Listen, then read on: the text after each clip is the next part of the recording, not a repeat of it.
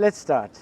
You had two choices. You had either the 12 furlong Jamaica Derby or you had the 10 furlong Jamaica Oaks, 3 days apart. Trina, wouldn't it be better if you had chosen the Oaks, where she was going to be a big favorite and possible winner, than take your chances as the only filly against the Colts?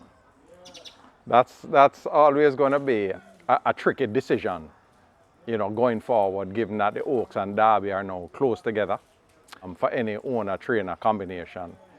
We were fortunate, Mr. Pratt and our family, with She's a Wonder, and so we were able to win the Guineas and the Oaks that year.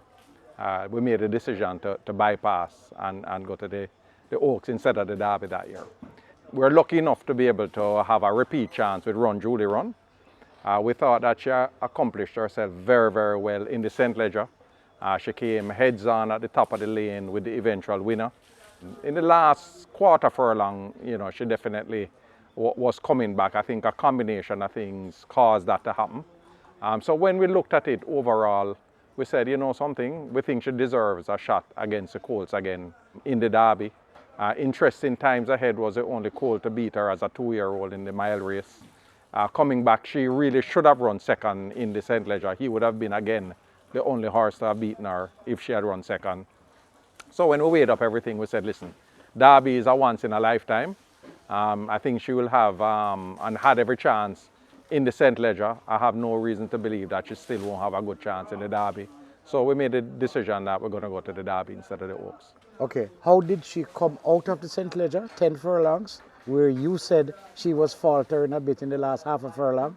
How did she come out of that race, and how has she prepared since for the Derby? Well, I'll tell you, Run Julie Run is quite a special horse. She, since day one, has not come up with any significant issues at all. She's a very strong filly. She recovers well from her exercise gallops and from her races. The St. Leger, coming out of it, was just like any other race for her. She came out bouncing. Her preparation since then has been almost flawless apart from this morning, and it wasn't anything to do with the horse. She did a very good 6 furlong gallop that the clockers gave me a time of 1:14 and 2/5. This is her last gallop before the Derby. Okay. And that was this morning.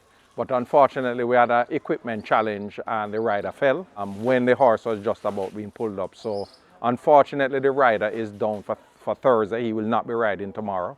But we keep our fingers crossed that everything will be well with him for Saturday, because he's riding a couple of horses for the barn as well as for Derby Day on Tuesday. I know you're an amateur handicapper. How do you rate the chances of Run Julie Run? I give her as good a chance and that I gave her going into the St. Leger for the Derby. If we look back closely at that race, at the furlong pole, she actually switched her lead from the right lead back onto a tired left lead at the furlong pole. And that's part of the reason why she kind of plodded home in the St. Leger. So we'll just, throw that last furlong out and, keep our fingers crossed that come 12 furlong with the right kind of ride. Because to be frank, I think the Colts will have the advantage over her, all things being equal.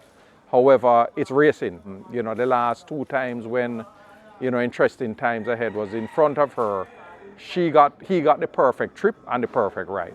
Sometimes the flip, the script can flip, and that's one of the reasons why we have decided to give her a shot here.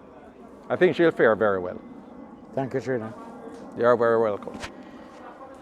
Thank you for watching another video produced by the team from QuickGallopJaya.com and its YouTube channel, The Quick Galloper. Please stay on the channel for other enlightening videos on those involved in local horse racing. Please like, subscribe, and press the notification bell.